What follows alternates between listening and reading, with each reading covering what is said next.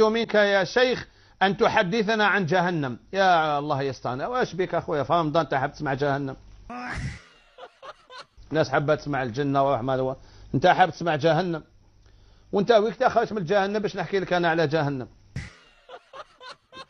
جهنم فيها العقاب وأنتم ماكو عايشين مع العقاب. جهنم فيها الضيق وأنتم عايشين في الضيق، بيتو كوزينة وعايشين في الزنق. جهنم ما فيها لا ماكلة لا خير لا رحمة، وانتم وين تشوف كيف حالكم؟ ناس يتاكل بيد زبل، ناس يتاكل بيد زبل، ناس يعيش مع الطبات مع العقاب مع الحنوشة، وانا نزيد نحكي له على جهنم او عايش في جهنم. يا وهذا سوء التسيير راهو دخل الناس لجهنم قبل يوم القيامة، قبل يوم القيامة.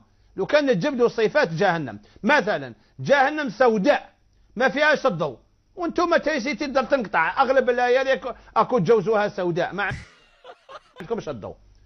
وجهنم في يعني كاع واش راك تصيب في جهنم راك تصيب الناس راهم دخلوها قبل جهنم.